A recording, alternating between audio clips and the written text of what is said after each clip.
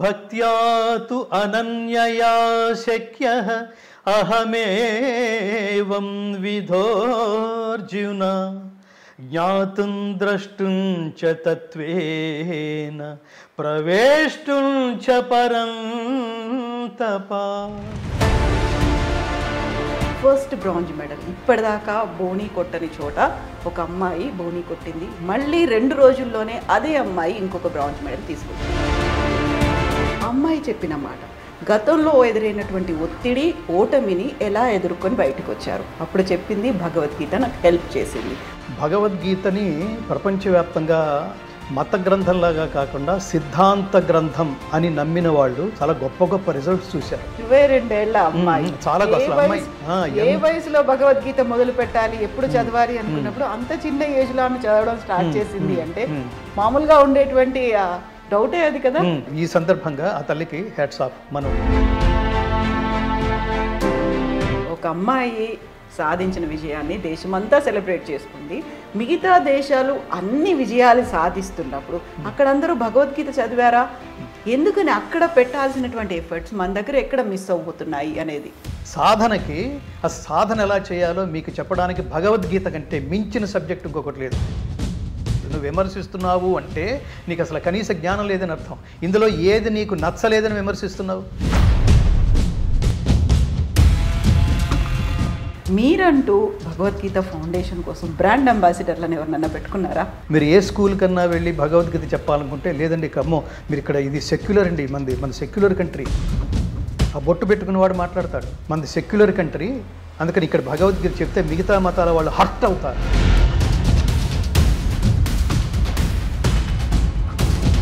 మీరు వయసులో ఉన్నప్పుడు పిల్లలతో మీరు ఏం స్పెండ్ చేశారు? వాడు అందుకని వాడు అలా ప్రవర్తిస్తున్నాడంటే వాడి జన్మ సంస్కారం కాదు. నీ విలువైన సమయాన్ని పిల్లల్ని జాగ్రత్తగా పెంచాలి. ఆఫ్టర్ ఆల్ మన ఇంటికి తీసుకొచ్చే కుక్కకే ట్రైనింగ్ ఇస్తున్నామే. కుక్కని పెంచుకోవడానికి, పిల్లిని పెంచుకోవడం, షేక్ హ్యాండ్ అంటే దానికి షేక్ అర్థమవుతుందనా? ఏదో సౌండింగ్ నేర్పించావు. దీంతోపాటు కొంతమంది దరిద్రులు ఏది పడితే అది మాట్లాడడం, ఇంటర్వ్యూలు చేసేయటం, వీడియోలు చేసేయటం. దిగజారితే ఒక ఆపర్చునిటీ వస్తాయి అంటే స్త్రీ వాళ్ళు దిగజారడానికి కూడా, అనేక రూపాయలు దిగజారడానికి కూడా వెనుకంజవైనంత ఇన్స్పిరేషన్స్ ఈ వీడియోల్లో కనిపిస్తున్నాయంటే ఆ పర్సంటేజ్ రోజు రోజుకి పెరుగుతోందంటే మళ్ళీ తిరిగి ఉపదేశాలు చెప్తారా? ఇష్టం వచ్చినట్టు ప్రవర్తించటం. ఈ ప్రవర్తన ఇంపాక్ట్ దేనికి డ్రెస్ వేశారు, ఎందుకు ఇలా మాట్లాడుతున్నారు అంటే వాళ్ళని ఆకర్షించడానికే అంటోంది ఒక అమ్మాయి. సమాజాన్ని, మగవాళ్ళని ఆకర్షించడానికే ఈ డ్రెస్సు. బాగుండేదా, ఎలా ఉన్నావు అంటే ఈ లుక్ సో అంటే ఇప్పుడు చాలా ఆనందించేస్తోంది. నాలాంటి వాళ్ళని లక్షల మందిని తయారు చేసే ప్రయత్నంలో ఉన్నాను. భగవద్గీతకి ప్రతివాడు బ్రాండ్ అంబాసిడరే. ప్రతి ఇంటింటికి మేము చెప్తుంటాం, గీత నేర్చుకుందాం, రాత మార్చుకుందాం, ఇంటింటా గీతా జ్యోతుల్ని వెలిగిద్దాం, భారతీయ ఆత్మ జ్యోతులై ప్రకాశిద్దాం.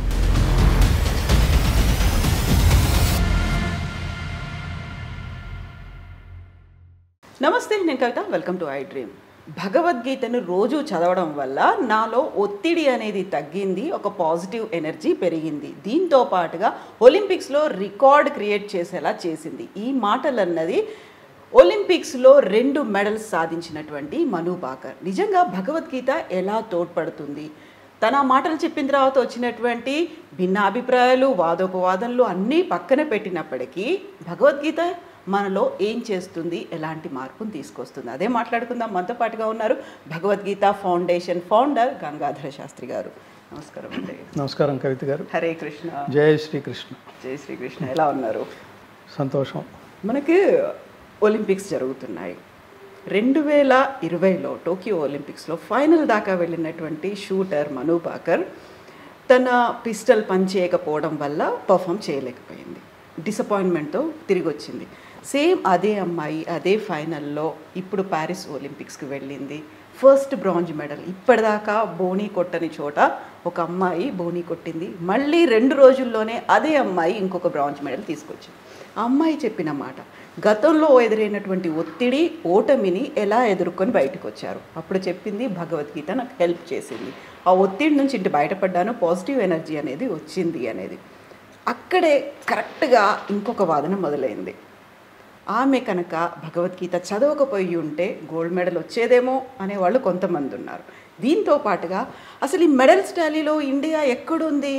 ఫస్ట్లో ఉన్నటువంటి జపాన్ కావచ్చు, చైనా కావచ్చు, కొరియాలు కావచ్చు, రష్యాలు, అమెరికాలు, గ్రేట్ బ్రిటన్, వీళ్ళందరూ భగవద్గీత చదువుతున్నారా? వాళ్ళకి ఎందుకు అన్ని మెడల్స్ వస్తాయి? ఈ తరహా వాదనలు ఎలా చూస్తారు మీరు? ఇందులో లాజిక్కి అందని ఇగ్నోరెన్స్తో కూడిన ఒక వర్గం ఎప్పుడు లాజిక్ కోసం వెతుక్కుంటూ వెళ్ళే ఒక వర్గం ఎప్పుడు ఉంటుంది. అది కృష్ణుడు మధ్యలో ఉన్నాడు. ఆయన చెప్పిన భగవద్గీత ఈ పక్కనే ఉన్న అర్జునుడికి బాగా పనిచేసింది. అసలు కృష్ణుడు అనేవాడినే నమ్మనవాడు కృష్ణుడు పక్కనే ఉన్నాడు, వాడు దుర్యోధనుడు. దైవానికి ఇటు పక్కన ఉన్నవాడు దుర్యోధనుడు, దైవానికి ఇటు పక్కన ఉన్నవాడు అర్జునుడు. అర్జునుడు నమ్మాడు, దుర్యోధనుడు నమ్మలేదు. నమ్మనవాడు అలా పోయాడు, నమ్మినవాడు విజయం సాధించాడు కదా. ఇద్దరికీ కృష్ణ సిద్ధాంతం చాలా గొప్పది. నమే ద్వేష్యోస్తి న ప్రియ అంటాడు. వాళ్ళు విలన్లు, వాళ్ళ దగ్గరికి నేను వెళ్ళటం ఏమిటి అనలేదు. ఫైనల్గా కృష్ణ రాయబారం పేరుతో అక్కడ ద్రౌపదుడి పురోహితుడిని మొదట రాయబారిగా పంపారు. అది వీళ్ళకి నచ్చలేదు, కౌరవులకి. ఇక్కడి నుంచి సంజయ్ రాయబారం నడిచింది, అది వాళ్ళకి నచ్చలేదు. అసలు ఇట్లా లాభం లేదు, నువ్వు పరమాత్మవి, నువ్వు చెప్తే వింటారు, దయచేసి మా తరపున నువ్వు రాయబారం చేయవా అంటే అతను వెళ్ళి జరగబోయే దుష్పరిణామాలని కళ్ళకు కట్టినట్టుగా చూపించిన కృష్ణ పరమాత్మను సైతం ఈ గారడి మాటలు మా దగ్గర కాదులే, ప్లీజ్ గెట్ అవుట్ అన్నాడు. అతను పూచిక పుల్ల ఏమంటారు, గుండు సూది మనం మోపే భూమిని కూడా నీకు ఇవ్వను అని చాలా స్ట్రాంగ్గా చెప్తే అప్పుడు వీళ్ళు యుద్ధం శరణ్యం అని వెళ్ళారు. ఆ యుద్ధ రంగంలో తన వాళ్ళందరినీ చూసి ఇంట్లో ఆల్ ది బెస్ట్ చెప్పించుకున్న అర్జునుడు అక్కడికి వచ్చి తన వాళ్ళందరినీ చూసి వీళ్ళని చంపిన నెత్తుటి కూటితో రాజ్యాన్ని భోగించడం కంటే నేను వీళ్ళని చంపకుండా నేను భిక్షం ఎత్తుకునైనా బతకడం బెటర్ అని వెళ్ళిపోవడానికి సిద్ధపడ్డప్పుడు శ్రీకృష్ణ పరమాత్మ అతనికి తలంటిపోయటం మొదలుపెట్టాడు. అది భగవద్గీత. భగవద్గీతని ప్రపంచవ్యాప్తంగా మత గ్రంథంలాగా కాకుండా సిద్ధాంత గ్రంథం అని నమ్మిన వాళ్ళు చాలా గొప్ప గొప్ప రిజల్ట్స్ చూశారు. ఇప్పుడు మన అసలు పాయింట్ ఇది. భగవద్గీత ఏం చెప్తోంది, అసలు ఎవరు చెప్తున్నారో తీసేయండి. భగవద్గీత కృష్ణ పరమాత్మ చెప్తున్నాడు అనే భావన ఏం లేకుండా జస్ట్ ఆ పుస్తకం తీసి అసలు ఏం రాశాడు ఇందులో అని అలా అలా అలా అలా చదవటం ప్రారంభించిన Edwin Arnold, max Muller, open hammer, Warren Hastings, Einstein, Aldous Huxley, David ఫ్రాలే, ఇవాల్టి వరకు అమెరికాలో న్యూజెర్సీలో శాటన్ హాల్ యూనివర్సిటీలో ఎంబీఏ చదివే స్టూడెంట్స్కి భగవద్గీత అనే subject mandatory. Can you believe that? ఆ సబ్జెక్ట్ పేరు, ఆ కోర్సు పేరు ఏ జర్నీ ఆఫ్ ట్రాన్స్ఫర్మేషన్ అని పెట్టారు. భగవద్గీత సార్వజనీనమైంది కాకపోతే లేదా మత గ్రంథంలాగా ఒక వర్గానికే పరిమితం అయ్యి ఉంటే ఎందుకు డచ్ స్టూడెంట్స్కి 5వ తరగతి నుంచే భగవద్గీత ఏమిటి? జర్మనీ వాళ్ళు వీళ్ళని నెత్తి మీద పెట్టుకోవడం ఏమిటి? అంటే పైన చూడడం, కృష్ణుడు చెప్పాడా, కృష్ణుడు హిందూ మతస్థుడు కాబట్టి అసలు దాని వైపుకు మనం చూడలేదంటే నువ్వు మిస్ అవుతావు. అసలు మతం తీసేయండి. ముందు మనకి మతం పట్ల, ధర్మం పట్ల మనకి ఆ జ్ఞానమో ఆ కనీస అవగాహన లేకపోవటం వల్ల మతం అనేది ఏదో భూతద్దంలోంచి చూసినట్టు చూసి చాలా విలువైన గ్రంథాన్ని చాలామంది కోల్పోతున్నారు, ముఖ్యంగా హిందువులు కూడా. తర్వాత చూద్దాంలే, తర్వాత రిటైర్మెంట్ తర్వాత చూద్దాంలే అని. ఈ మను అనే ఆవిడ అంటే మధ్యలో ఇట్లా ఇంటర్వ్యూల రూపంలో ఇట్లా పెద్ద వాళ్ళు ఒక్కొక్కసారి కొటేషన్స్ ఇవ్వడం రూపంలో నేను అది భగవద్గీతను చదివాను అనే ఏమంటారు ఒక ఎక్స్పీరియన్స్తో మాట్లాడుతున్నప్పుడల్లా ఒకసారి అట్లా ప్రపంచానికి ఏమంటారు ఒక లైట్ హౌస్ లాగా కనిపిస్తుంటుంది. What is there in Bhagavad Gita? అసలు ఫస్ట్ బేసిక్గా మనం తెలుసుకోవాల్సింది, వీళ్ళు అన్నారు ఆవిడ చదివిందని అర్థం చేసుకుంది, ఆచరించడం వల్ల విజయం సాధించింది. అది పరమాత్మ అనుగ్రహం అని కాదు. భగవద్గీతలో ఏమని చెప్తోంది? ముఖ్యంగా ఇప్పుడు ఈ మను అనే ఆవిడ ఒలింపిక్స్లో రాణించడానికి తన ఆలోచనలు అప్పటిదాకా ఏది ఆలోచిస్తున్నామో ఈ ఆలోచన కరెక్ట్ కాదు అని ఏదో చదవటం వల్ల రియలైజ్ అయింది. ఆ చదివింది భగవద్గీత. ఏం చెప్తోంది అందులో? ఆవిడ చదివిన శ్లోకంలో ఏం చెప్తోంది? అందులో అర్థం కదా మనకు కావాల్సింది. ఎవడు చెప్పాడు, వాడు ఏ డ్రెస్సు వేసుకున్నాడు, ఇది కాదు కదా. అది చెప్తోంది, కర్మణ్యేవాధికారస్తే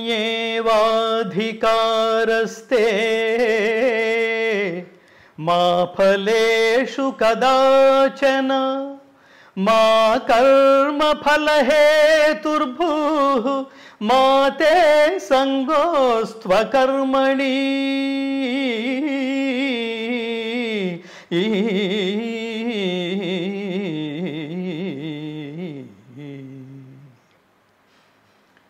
కర్మణ్యేవ కర్మాచరణమునందే నీకు అధికారము కలదు. ఇక్కడ అధికారం అంటే పని చేయటం మీదే కాన్సన్ట్రేట్ చెయ్యి, రిజల్ట్ మీద కాదు. చాలా గొప్ప సైకలాజికల్ సబ్జెక్టు. మత గ్రంథం అంటే ఒక వర్గానికి చెందింది మాత్రమే, ఒక మనిషిని బ్లైండ్గా ఫాలో అవ్వడం మాత్రమే. ఇక్కడ మనిషిని బ్లైండ్గా ఫాలో అవ్వమంటలేదు. ఆయన చాలా జాగ్రత్తగా ఆలోచించి మాట్లాడతాడు, ఆలోచింపచేసేట్టు ఉపదేశం చేస్తాడు. ఆయన కృష్ణ పరమాత్మ. నేను ఎప్పుడు చెప్తుంటాను, ఎవడైతే ఆచరించి మాట్లాడతాడో వాడి వాక్కుకు మాత్రమే అమేయమైన శక్తి ఉంటుంది. ఎవడైతే ఆచరించి మాట్లాడతాడో వాడి వాక్కుకు మాత్రమే యావత్ మానవాళిని జాగృతం చేసి నడిపించగలిగే శక్తి ఉంటుంది. అలాంటి వాడు కృష్ణ పరమాత్మ. Do your duty sincerely. ఏ పని చేసినా త్రికరణ శుద్ధిగా చెయ్యి. భగవద్గీత సారాంశం అంతా ఈ ఒక్క శ్లోకంలో ఉంది. అది ఖచ్చితంగా అమ్మాయి బుర్రకి బాగా ఎక్కి చాలామంది స్ట్రెస్కి, ఇందాక మానసిక ఒత్తిడి అన్నారు చూడండి, ఆ అమ్మాయి విషయంలో కూడా ఇట్లా ఆలోచించిందని. ఎందుకు ఒత్తిడి వస్తుంది అంటే రిజల్ట్ బేస్డ్తో పనిచేస్తున్నాం అనమాట. ఏది నీ చేతుల్లో లేని రిజల్ట్ గురించి ఆలోచించి ఏం చేద్దామని. నువ్వు చదివేశావు, రాత్రంతా చదివేశావు, సంవత్సరం అంతా చదివేశావు, అద్భుతంగా ఏది చదివినా నేను రాసేయగలను అనేట్టుగా త్రికరణ శుద్ధిగా చదువు. అంతే తప్ప నీకేది తోచిందో అది ఇంపార్టెంట్ అనుకుని అదే దాని మీదే నువ్వు డిపెండ్ అయితే అది నువ్వు ఎగ్జామ్స్కి వెళితే అది రాకపోతే అప్సెట్ అయిపోయి ట్యాంక్ బండంక చూస్తే అది కాదు కదా. త్రికరణ శుద్ధిగా చెయ్యి. ఏ పనైనా చెయ్యి. ప్రపంచంలో ప్రతి మానవుణ్ణి ఉద్దేశించి చెప్పిన ఏది దేశ కాల జాత్యాదులకు అతీతంగా వయో వర్గ లింగ విభేదాలకు తావు లేకుండా చెప్పిన సిద్ధాంత గ్రంథం లాంటి ఏమంటారు జ్ఞానబోధ. అంటే నీ గురించి నువ్వు తెలుసుకో. అసలు ఆలోచించాల్సిన విధానం ఇది. ప్రయత్నం ఇలా ఉండాలి, పని చేయటం ఇలా ఉండాలి, అది చెప్తాడు పరమాత్మ. అందుకని అది పర్సనాలిటీ డెవలప్మెంట్ బుక్ ఎందుకు అయింది, ఎందుకు ఇతర దేశస్తులు కూడా దీన్ని ఫాలో అయ్యారు, ఎందుకని శ్రీకృష్ణ పరమాత్మని మేనేజ్మెంట్ గురువు అన్నారు, ఎందుకని పర్సనాలిటీ డెవలప్మెంట్ అన్నారు, ఇంకో చోటకు వెళ్తే ఎందుకని బిజినెస్ మేనేజ్మెంట్లో కూడా దీన్ని ఉపయోగిస్తున్నారు అంటే అల్టిమేట్గా ఇదేంటంటే కర్మ సిద్ధాంతానికి సంబంధించింది. కర్మ అంటే పని అని అర్థం. పని ఎలా చేయాలో చెప్తోంది భగవద్గీత. ప్రపంచంలో ఇంకా ఏ గ్రంథము ఇలా ఈ స్థాయిలో చెప్పడం అనేది జరగలేదు. మిగతావన్నీ ఒక వ్యక్తి ఆరాధనతో ప్రారంభమై అతను ఏమనుకుంటే అది మాట్లాడేయటం, అతను అన్నాడు కాబట్టి మనం ఫాలో అయిపోవటం అలా ఉండదు. ఇక్కడ చాలా లాజికల్గా ఉంటుంది. కృష్ణుడు చెప్పాడు కాబట్టి ఫాలో అవ్వాల్సిన రూల్ ఏం లేదు. ఏం చెప్పాడో ఆలోచించు. నువ్వు చచ్చినట్టు ఫాలో అవుతావు అంతే, బ్లైండ్గా ఫాలో అయిపోతావు అంతే. సో ఏ పని చేసినా త్రికరణ శుద్ధిగా చెయ్యి. నీ చేతుల్లో లేని ఫలితాన్ని, పరమాత్మ చేతుల్లో ఉన్న ఫలితాన్ని దాని గురించి ఆలోచించకుండా పని మీదే కాన్సన్ట్రేట్ చెయ్యి. ఎప్పుడైతే ఫలితం మీద పని చేసినంతసేపు ఫలితం మీద కాన్సన్ట్రేట్ చేశావో పని నుంచి డైవర్ట్ అవుతావు. డైవర్ట్ అయినట్లు లెక్క. ఎప్పుడైతే పని నుంచి డైవర్ట్ అవుతావో 100% result you cannot get back. ఇంతే కదా. నేను పాట పాడుతున్నాను, మీరు ఇంటర్వ్యూ చేస్తున్నారు. ఇది ఫ్యూచర్లో ఇప్పుడు రేపు ఎడిట్ చేసిన తర్వాత ఈ ఛానల్లో వేస్తే ఎంతమంది చూస్తారో. నేను యాక్చువల్గా వారం రోజుల్లో 1,00,000 మంది చూడాలని అనుకుంటున్నాను. అలా అనుకుంటాం.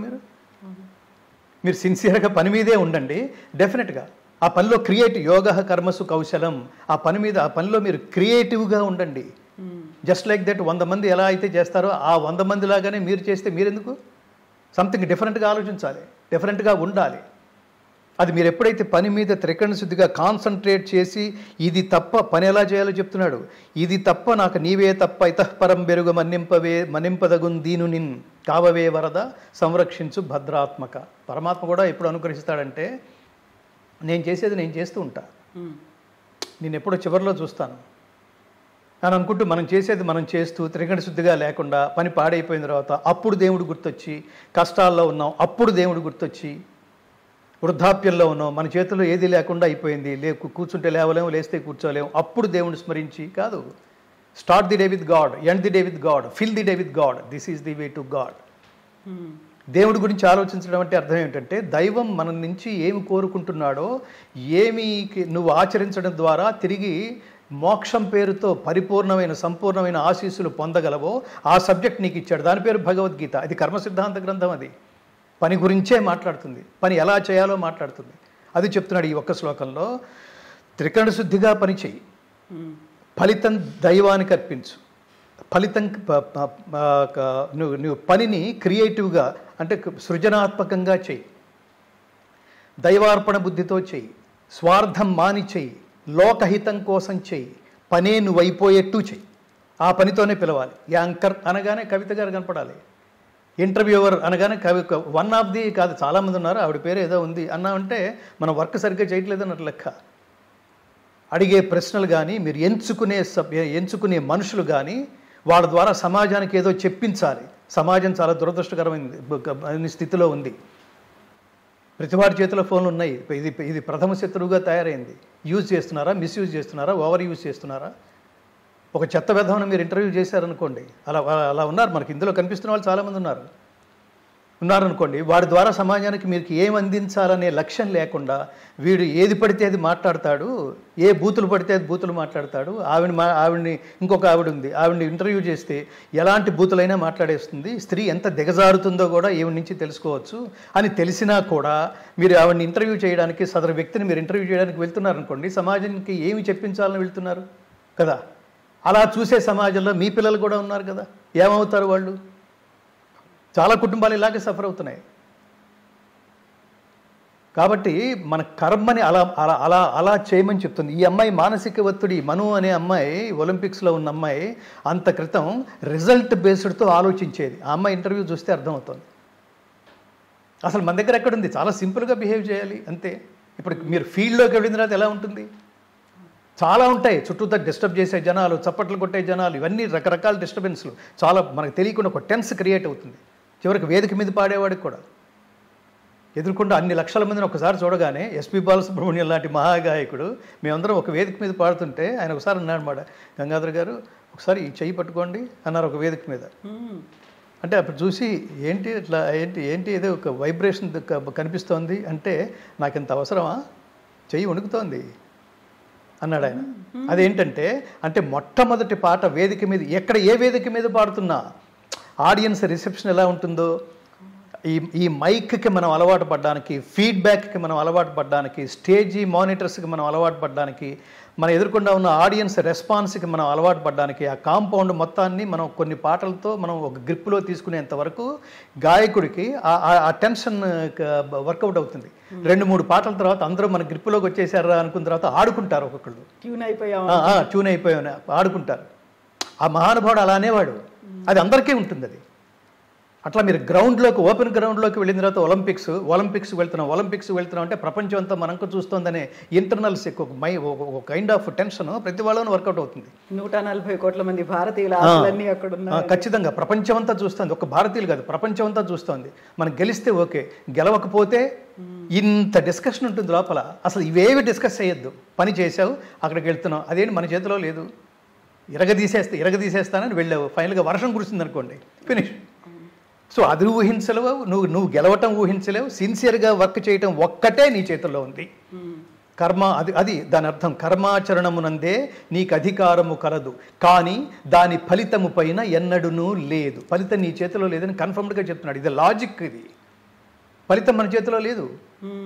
చాలా గొప్పగా పాడేవాళ్ళు, చాలా గొప్పగా రిజల్ట్స్ వచ్చిన వాడు చాలా గొప్పవాడని కాదు, రిజల్ట్ రాకపోతే అసలు వాడి దగ్గర ఏమీ లేదని కూడా కాదు. అది కొన్నిసార్లు మనకు చాలా విచిత్రం అనిపిస్తుంది. కొన్ని సినిమాలు ఎందుకు హిట్ అవుతాయో తెలియదు. ఏముందిరా ఇందులో, ఎందుకు చూస్తున్నారు ఇట్లా జనాలు అని అనిపిస్తుంది మనకి. కొన్ని ఇంత మహాద్భుతమైన సినిమా ఇంత ఫ్లాప్ అయింది ఏమిట్రా అనిపిస్తుంది. ఏది నీ చేతిలో లేదు. దీన్ని ఇంకా లోతులకు వెళ్తే దాని కర్మఫలం అంటారు. మీరు ఎంత ప్రయత్నించినా టైం బాగుంటాం, టైం బాగుండకపోవడం, ఇవన్నీ చాలా మాట్లాడతాం మనం. టైం బాగుందంటే అర్థం ఏమిటంటే, మీరు ఇంట్లో టీవీ చూస్తూ లేకపోతే న్యూస్ పేపర్ చదువుకుంటున్న టైంలో లేజర్గా కాళ్ళు ఊపుకుంటూ ఎవడో నీ మీద ప్లాన్ చేస్తుంటాడు ఏదో చెయ్యాలని. ఇది టైం బాగుంటాం. టైం బాగుండకపోవటం టైం బ్యాడ్ అంటే అర్థం ఏమిటంటే, ఎవడు చేయడు, మన పని మనమే, మన ప్రయత్నం మనమే చేసుకుంటూ, మన జీవితం మనమే ప్లాన్ చేసుకుంటూ చచ్చేంత వరకు వాడికి వాడే ప్రోగ్రామ్స్ ప్లాన్ చేసుకుంటూ ఉంటాడు. అదొక కైండ్ ఆఫ్ ప్రయాణం. సో ఇక్కడ కర్మాచరణమునందే నీకు అధికారము కలదు, కానీ దాని ఫలితము పైన ఎన్నడూనూ లేదు. కర్మ ఫలమునకు నీవు కారణము కారాదు. చాలా మోస్ట్ ఇంపార్టెంట్ లైన్ అది. ఫలితం ఏదైతే వచ్చిందో అది నీది కాదు. ఎన్నో కలిసినాయి ఇక్కడ. ఏంటో ఆ రోజు మనం అంటాం చూడండి, ఇవాళ రేపు ఎరగదీసేస్తానన్నావు, ఇంట్లోంచి బయలుదేరి కారులో కూర్చోగానే ఇంట్లో మూడ్ బాగుండలేదు చూడండి, ఆ రోజు చాలా చేద్దాం అనుకుంటాం మనం, కానీ మూడ్ బాగుండలేదు. ఆ మూడ్ అంటే ఏమిటో తెలియదు. ఎందుకు బాగుండలేదురా అని అడుగుతాడు. ఏమిటో తెలియట్లేదు నాకు అంటాం మనం. ఒకరోజు నిన్న నువ్వే, ఇవాళ నువ్వే, రేపు నువ్వే. అదే నువ్వు ఒకరోజు మూడ్ బాగుంటుంది, ఒకరోజు బాగుంటలేదు, ఒకరోజు చాలా ఇన్స్పైరింగ్గా ఉంటున్నావు, ఒకరోజు డల్గా ఉంటున్నావు. సో ఏది నీ చేతుల్లో లేనప్పుడు, ఏది నీ ప్రమేయం లేనప్పుడు పని సిన్సియర్గా చేయి, అంతే, ఫినిష్. రిజల్ట్ దేవుడికి వదిలేసేయి. దానివల్ల వచ్చే పుణ్యం, దానివల్ల వచ్చే పాపం, దానివల్ల వచ్చే సక్సెస్, దానివల్ల వచ్చే ఫెయిల్యూరు, అప్పుడు ఏది నీది కాదు. దాని కంటిన్యూటీ చెప్తున్నాడు. సుఖదుఃఖే సమీకృత్వా లాభాలాభౌ జయాజయౌ తతో యుద్ధాయ యుజ్యస్వ నైవం పాపమవాప్స్యసి. సుఖము, దుఃఖము, లాభము, అలాభము, ఇలాంటివన్నీ, జయం, అపజయం, ఇలాంటివన్నీ సమంగా తీసుకో. ఏది నీది కాదు, కర్తవ్యం ఒక్కటే నీది. వచ్చిందా, రిజల్ట్ బాగా వచ్చిందా, ఎంజాయ్. లేదా ఓహో అంటే మనం ఇంకా నెక్స్ట్ లెవెల్ ఏదో కృషి చేయాలన్నమాట, అంత ఈజీగా తీసుకోగలం. మీకు మీరు మీరు మీరు తపస్సు చేశారు, దేవుడు ప్రత్యక్షం కాలేదు అనుకోండి, మీరు బయటకు వచ్చేసి దేవుడు లేడరా, చాలా ఎప్పుడైనా 20 years నుంచి చేస్తున్నాను, వాడికి ఏదో క్యాస్ట్ ఫీలింగ్ ఉన్నట్టుంది, అసలు ఉన్నాడో లేదో కూడా డౌట్ నాకు అని అట్లా పిచ్చి స్టేట్మెంట్ ఇచ్చేయకూడదు. చూపిస్తున్నారు అట్లాంటి మాట్లాడేసేయకూడదు. మీరు తపస్సు చేస్తే దేవుడు ప్రత్యక్షం కాలేదు అంటే దాని అర్థం దేవుడు లేడని కాదు, దేవుడు ప్రత్యక్షం అయ్యేంత ఇంటెన్సిటీతో నువ్వు తపస్సు చేయలేదని అర్థం. అయితే ఇక్కడే ఇంకొక వాదన కూడా వినిపిస్తుంది. ఒక అమ్మాయి సాధించిన విజయాన్ని దేశమంతా సెలబ్రేట్ చేసుకుంది, మిగతా దేశాలు అన్ని విజయాలు సాధిస్తున్నప్పుడు అక్కడ అందరూ భగవద్గీత చదివారా, ఎందుకని అక్కడ పెట్టాల్సినటువంటి ఎఫర్ట్స్ మన దగ్గర ఎక్కడ మిస్ అవుతున్నాయి అనేది, ఆ ఫలితాలు రావాలంటే ఏం చేయాలి? ఇప్పటికే మనం మెడల్స్ టాలీలో చూసుకుంటే ఏ ప్లేస్లో ఉన్నాము, మిగతా అన్ని దేశాలు మన పైన ఎలా ఉన్నాయి, వాళ్ళు చేసినటువంటి సాధన ఎలా ఉంది, ఆ సాధనను మనం పట్టించుకోవట్లేదా, మనం చేస్తున్నది దేని మీద ఫోకస్ పెడుతున్నాము? ఇదే మీరు అన్నది కరెక్ట్ కవిత గారు. మీరన్న ఈ 5-6 మాటల్లో చాలా గొప్పది సాధన, లక్ష్యం, కృషి, పట్టుదల. దాన్ని చేరుకోవడానికి మీరు చేసే ఈ సాధనకి అల్టిమేట్ లెవెల్ ఏంటంటే తపస్సు. నువ్వే అదైపోవాలి. మీకు ఛాందోగ్యోపనిషత్తు చాలా గొప్ప మాట చెప్తుంది, తత్వమసి, తత్ త్వం అసి. దీన్ని 2 కోణాల నుంచి చూడాలి. ఒకటి లౌకిక దృష్టితో, రెండవది పారమార్థిక దృష్టితో. పారమార్థిక దృష్టితో చూస్తే తత్వమసి అంటే తత్ అంటే అది, త్వం నీవు, అసి అయి ఉన్నావు, నువ్వే అది. అల్టిమేట్గా నువ్వే అది అంటే నువ్వే పరమాత్మ అని అర్థం ఆధ్యాత్మికంగా. లౌకికమైన కోణంలో చూస్తే నువ్వే అది అంటే ఏ పని అయితే నువ్వు స్వీకరించావో ఈ పని కోసమే పుట్టానని నువ్వు భావించడంతో పాటు, అంటే దాని తపస్సు అలా ఉండాలి, దాని మీద ప్రయత్నం అలా ఉండాలి, దాని మీద సాధన అలా ఉండాలి. నువ్వు ఎక్కడున్నా నీ బుర్రంతా త్రికరణ శుద్ధిగా దాంతోనే కనెక్ట్ అయిపోయి ఉంటావు. నేను భగవద్గీతలోకి వచ్చిన తర్వాత వచ్చిన కొంతకాలానికి నేనే భగవద్గీత అని నేను భావించడానికి చాలా సాధన అవసరమైంది. Over a period of time మీరు సాధన చేస్తూ చేస్తూ చేస్తూ చేస్తూ ఉన్నప్పుడు మీరు దీన్ని ఏమంటాం, కందిరీగా ఒక దాని చుట్టూతో తిరుగుతూ భ్రమరకీటక న్యాయం, దాని చుట్టూతో ఝుంకార ధ్వని చేస్తూ ఝం ఝం ఝం ఝం ఝం అని తిరుగుతూ తిరుగుతూ తిరుగుతూ తిరుగుతూ ఉన్నప్పుడు ఇది విని విని విని తానే అది అయిపోయినట్టుగా ప్రవర్తిస్తుంది. దేని చుట్టూతో అయితే తిరుగుతుందో ఆ కీటకం లేదా ఆ ప్రాణి తనే తుమ్మిదలాగా అయిపోయినట్టుగా ప్రవర్తించి దానికి ఆహారం అయిపోతుంది.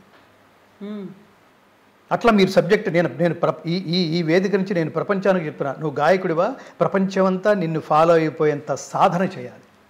ఏమిటి దానికి ఉదాహరణ? ఘంటసాల గారు. ఏమిటి దానికి ఉదాహరణ? ఎస్పి బాలసుబ్రహ్మణ్యం గారు. ఏమిటి ఇంకొక ఉదాహరణ? సుశీల్ గారు, జానక్ గారు, చిత్ర గారు. దాని నుంచి బయటికి రాకూడదు. ఈ స్టేజ్ మీద పిచ్చి పిచ్చి వేషాలు వేస్తూ పాడుతుంటారు చూడండి.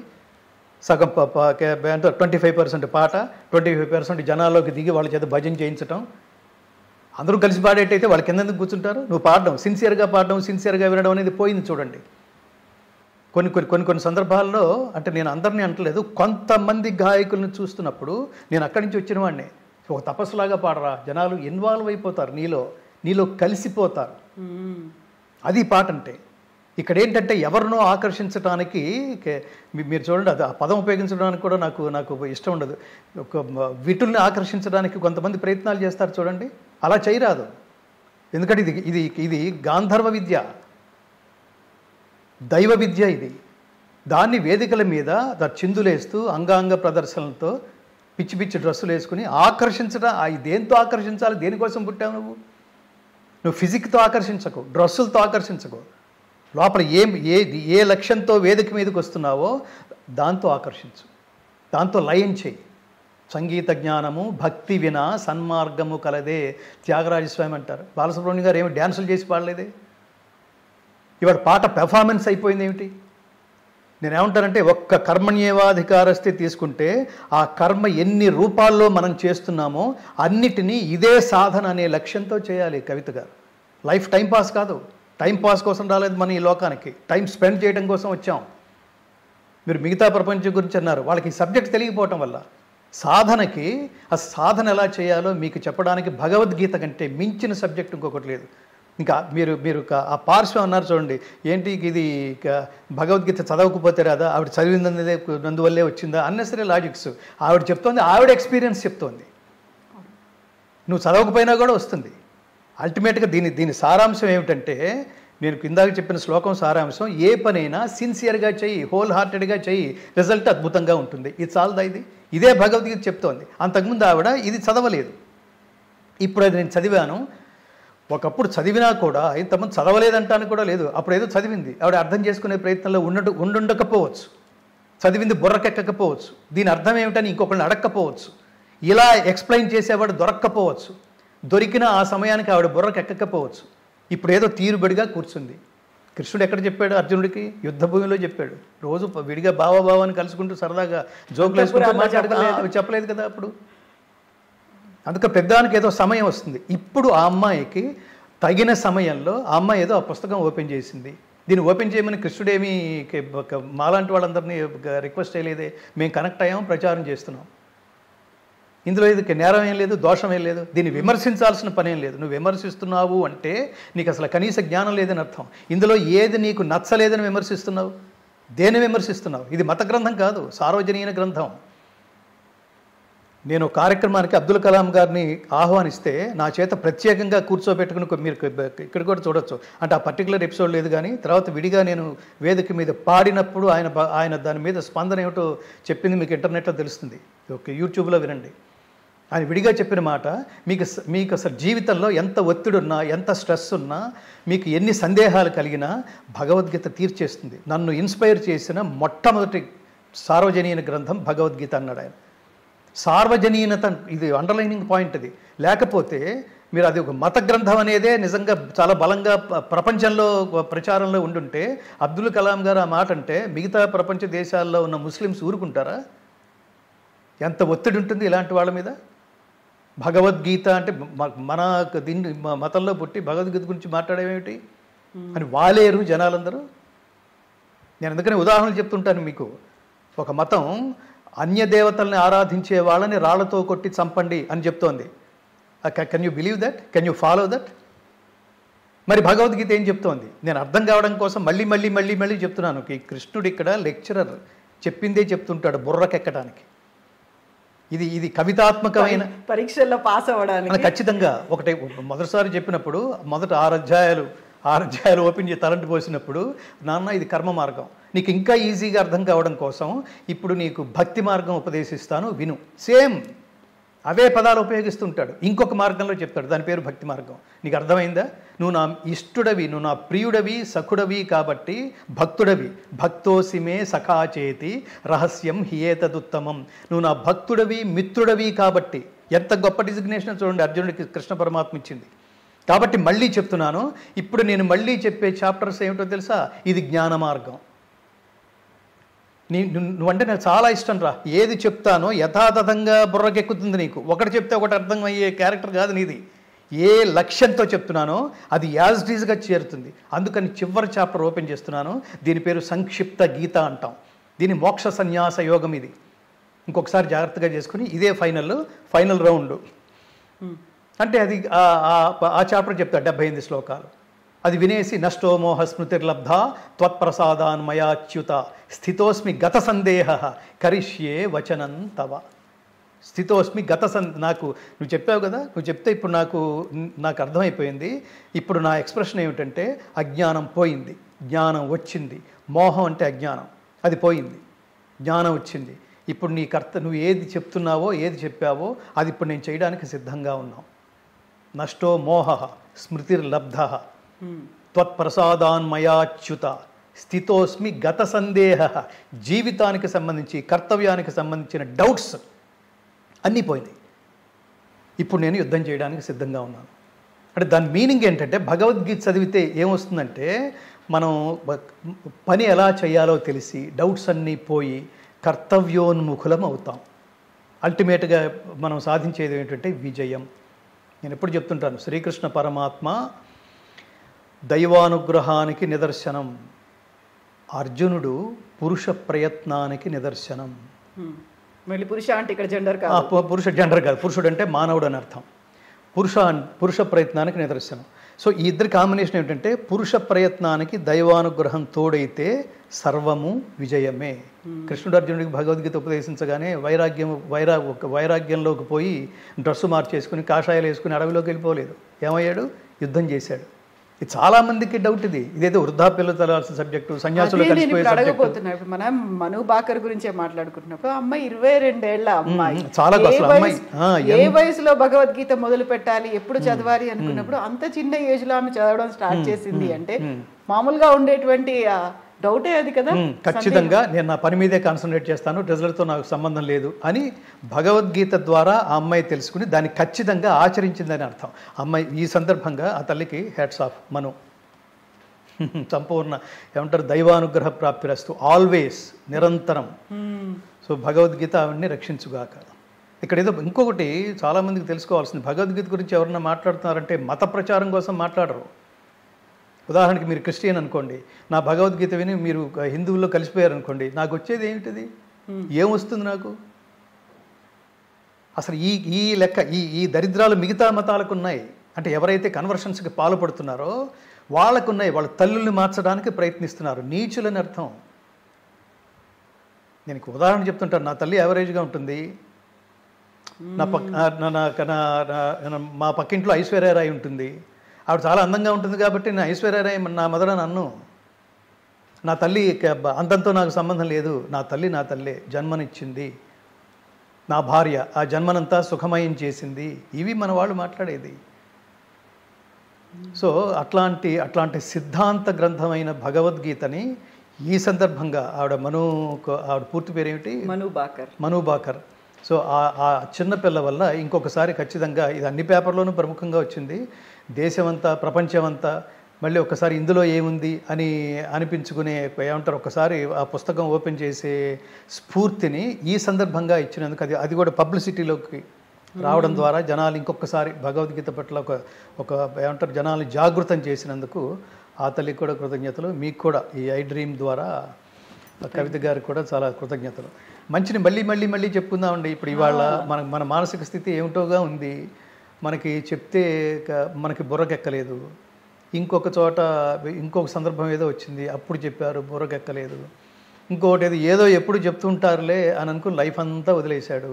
చివరికి ఏదో జీవితం చివరి దశలో అసలు ఏముందో జీవితం అంతా ఈ పేరే ప్రతి చోట వినిపిస్తూనే ఉంది నాకు, ఒకసారి విందామని చదవటం మొదలెట్టాడు. అప్పుడు తీరుబడిగా ఉండటం వల్ల భలే చెప్పాడురా అనుకున్నాడు. కానీ ఆ సమయానికే వయసు అయిపోయింది. ఇప్పుడు దీన్ని భగవద్గీత పఠనా గ్రంథం కాదు, ఆచరణ గ్రంథం. It's not only reading text, it's a practising text. ఇప్పుడు అది చదివి ఇన్స్పైర్ అయ్యాడు, కానీ లేచే ఓపిక లేదు. ఇంకెందుకు? మీకు ఈ మధ్యన నేను ఓ ప్రవచనానికి వెళ్ళినప్పుడు ఆ 2 గంటల ప్రవచనం అయిపోయిన తర్వాత భగవద్గీత పట్ల వాళ్ళ ఎక్స్పీరియన్సెస్ చెప్తూ ఒక ఆవిడ లేచి నిలబడి ఒక సంఘటన చెప్పింది. ఇది జాగ్రత్తగా వినండి. ఇది ఆవిడ స్నేహితురాలు, వయసు 60కి పైగా 60కి 70కి మధ్యలో ఉన్న ఆ వయస్కురాలు ఎప్పుడూ తన స్నేహితులతో తన కుటుంబానికి సంబంధించిన ఒక బాధ ఒకటి చెప్పుకుంటూ ఉంటుంది. ఆ బాధ ఏమిటంటే వీళ్ళ కొడుకు అమెరికాలో ఉన్నాడు. అమ్మ మాట్లాడాలనుకున్నప్పుడల్లా పక్కనే ఉన్న ఇంకో కొడుకో పక్కనే ఉన్న ఇంకో కూతురు ద్వారానో ఫోన్ చేయిస్తుంది. ఒరే అన్నయ్య, అమ్మ మాట్లాడతానంటోందిరా అని వాడు పాపం ఆర్ద్రంగా ఫోన్ చేస్తాడు. వాడేం రెస్పాండ్ అవుతాడు అక్కడ? ఇగో నేను చాలా పనుల్లో ఉంటాను, నన్ను డిస్టర్బ్ చేయొద్దు, అమ్మ చచ్చిపోయిన తర్వాత మాత్రమే నాకు ఫోన్ చేయండి, ఈ లోపల నన్ను ఫోన్ చేసి డిస్టర్బ్ చేయొద్దు అంటున్నట్ట వాడు.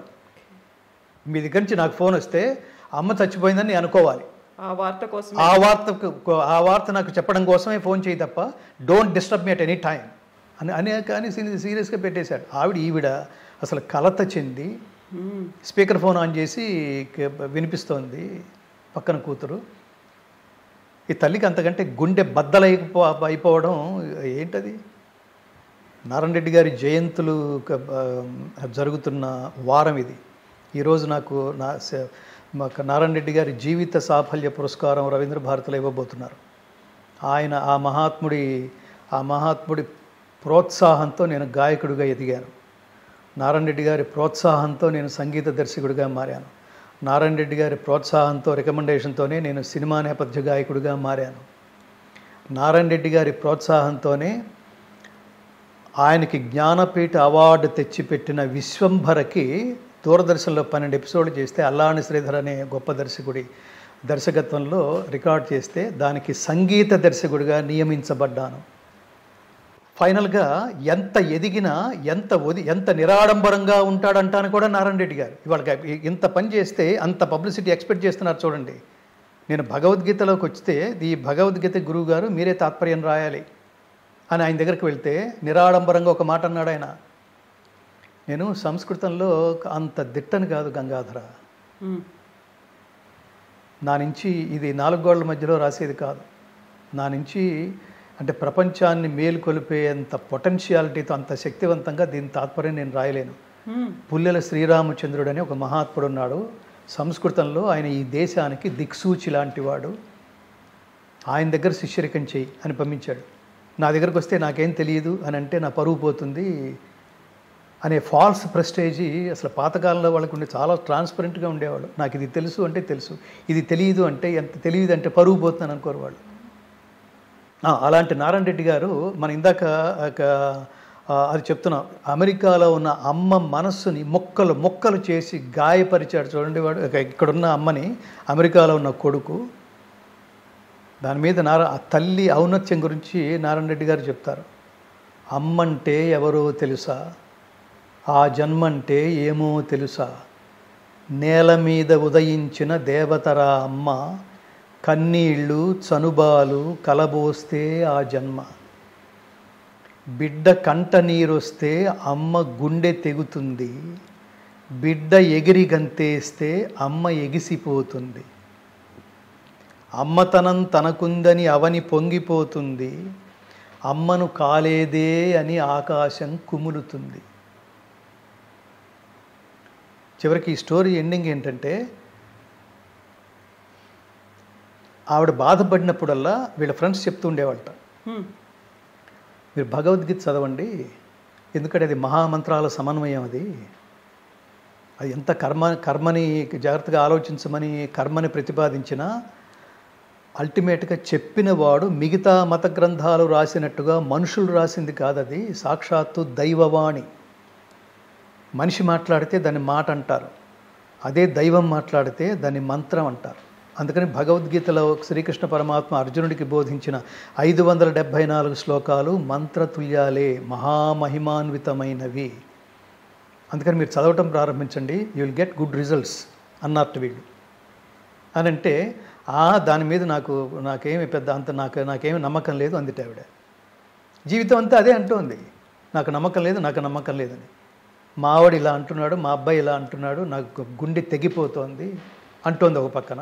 ఇంకో పక్కన దీన్ని ఆశ్రయించమంటే ఆశ్రయించట్లా. ఒకరోజు వాళ్ళ అబ్బాయి మాట్లాడిన మాటల్ని చాలా గట్టిగా సీరియస్గా ఆలోచించి అసలు గుండె మరింత గాయపడి ఇదే ఫ్రెండ్స్కి ఫోన్ చేసింది ఆవిడ. ఏమని చేసిందంటే, ఇప్పుడు మళ్ళీ పాత స్టోరీ అంతా చెప్పకుండా నాకు భగవద్గీత చెప్తావా అని అడిగింది ఆవిడ. అంటే వీళ్ళు ఆనందంగా భక్తి యోగం మొదలెట్టారు, క్షేత్రజ్ఞ విభాగ యోగం తాత్పర్యంతో సహా. విశ్వరూప సందర్శన యోగంలో చివరి శ్లోకాలు, మత్కర్మకరణ్ పరమః మద్భక్త సంగవర్జిత నిర్వైర సర్వభూతేషు యస్సమాం ఏతి పాండవ. అసలు నిన్ను చేరడానికి మాకుండాల్సిన క్వాలిఫికేషన్స్ ఏమిటి అని అర్జునుడు అడిగాడు.